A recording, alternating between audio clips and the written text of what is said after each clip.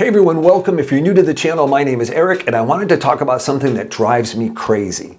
It's the way the watch fits with a strap. Sometimes it's a little too big so it flops around a little, and other times it's too tight and it just feels too tight on my wrist. So I've seen people come up with solutions from using a knife to cut a hole in it, to using an actual drill or the punch for belts, all kinds of things, and look terrible. But I have a solution that I just found and I wanted to share it with you right now. Thanks. Okay, this is what I'm talking about. Duratech. It has so many adjustable things on it. It's just fantastic. And it has all of these different sizes. Instead of having just the big belt ones, it goes really small as well, which is fantastic. And what I like about it best is it has this depth thing that you can open and adjust so how deep you put it down, so that you know you're going to be in the right depth for this. You can never see through the camera. So this way it's already set, and this way I know where to put it, and you just squeeze and put it through. But firstly, what I suggest doing is taking it and making sure that if you go to put a hole, it goes right through an existing hole. Like this.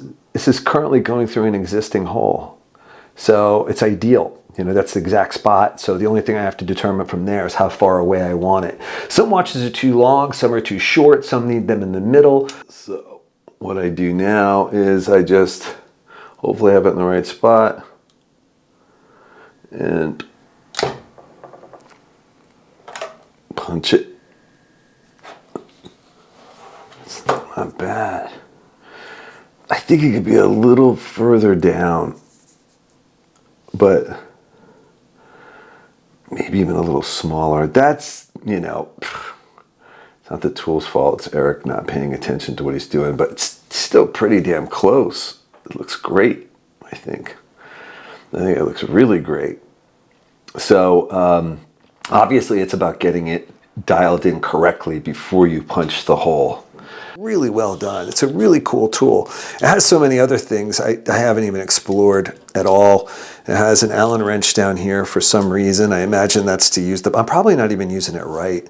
But there's a number of things that you're supposed to be doing. Did I read the directions? No. That's why I should never get near watches, but I don't mind doing straps. The one thing I don't know is for rubber straps, especially if it's elastic, you know, I don't know if it's going to punch through it, but for leather straps and things like that, and I even think probably, I just don't know, I haven't explored it for if it's more of a tougher rubber, maybe, but I do know leather because you just saw that. So it's just a fantastic deal, really well made tool, and I like it a lot. So let's go back up top. Thanks.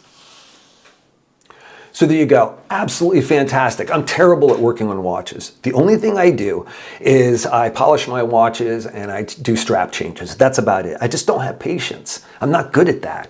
This makes it so much easier, and it's so well built. I have nothing to do with this company at all. I just found it because I saw it and I ordered it. It's like 15 bucks or so. I'll put a link in the description below, but what a great deal for a really well built tool. Anyway, fantastic. Thanks so much for watching. If you like this kind of content, please like and subscribe.